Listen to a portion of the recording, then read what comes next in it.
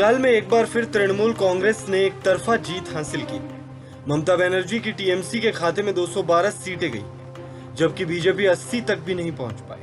बंगाल के अलग अलग इलाकों से अब जश्न की तस्वीरें सामने आई। कई जगह टीएमसी के समर्थक सड़कों पर उतरे, लेकिन ममता बनर्जी ने कहा है कि मैं सभी से निवेदन करती हूं कि कोई भी जीत का जुलूस न निकाले। कड़े मुकाबले में नंदीग्राम में ममता बनर्जी को हार का सामना करना पड़ा। बीजेपी के शुभेंदु अधिकारी ने ममता बनर्जी को हराया। हालांकि पहले कई खबरों में कहा गया था कि ममता बनर्जी नंदीग्राम से 1200 वोटों से जीत गई, लेकिन अब खबरें आ रही है कि ममता बनर्जी को नंदीग्राम में हार मिली। खुद ममता बनर्जी ने अपनी प्रेस में हार स्वीकार की। पश्चिम बंगाल चुनाव में तृणमूल कांग्रेस के रणनीतिकार रहे प्रशांत किशोर ने चुनावी कामकाज से संन्यास ले लिया। हालांकि चुनाव नतीजों से पहले उन्होंने ये कहा था कि बंगाल में बीजेपी अगर दहाई का आंकड़ा पार कर ले तो वो संन्यास ले लेंगे, लेकिन अब बीजेपी 100 से नीचे ही रह गई है। फिर भी प्रशांत किशोर ने अपने संन्यास का ऐलान किया है। उन्होंने लाइव टीवी पर इस बात की घोषणा की है।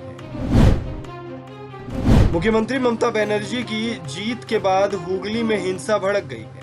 खबर है कि बंगाल में हुगली के आरामबाग में बीजेपी दफ्तर में आग लगा दी गई। बीजेपी ने टीएमसी कार्यकर्ताओं पर पार्टी कार्यालय में आग लगाने का आरोप लगाया है। हालांकि टीएमसी ने इन सभी आरोपों को खारिज किया है।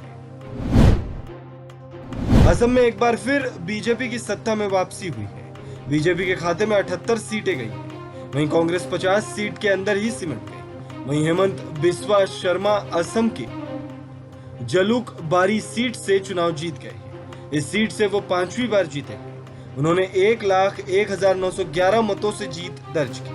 उनका मुकाबला कांग्रेस के रोमेन चंद्रा बोर ठाकुर से था।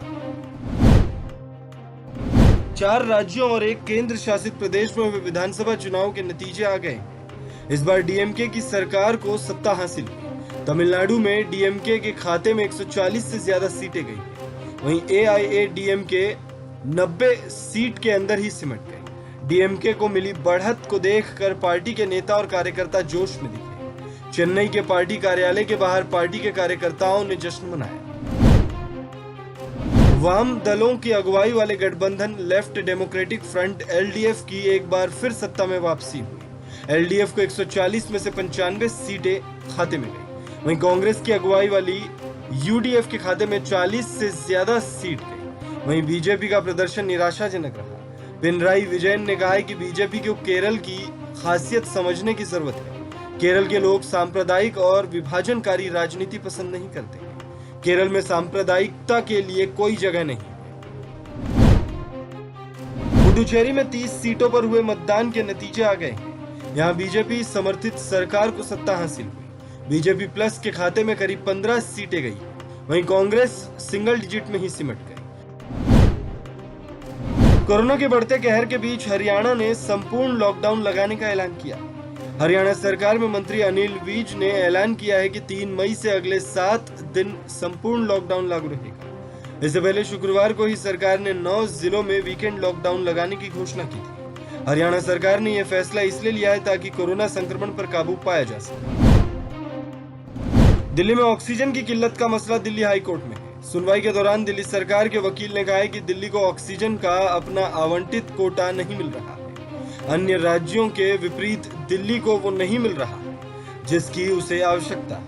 उधर 3 बड़े अस्पतालों ने ऑक्सीजन की कमी का मुद्दा उठाया, जिस पर हाईकोर्ट ने दिल्ली सरकार से अस्पतालों की आवश्यकताओं को तुरंत देखने के लिए कहा।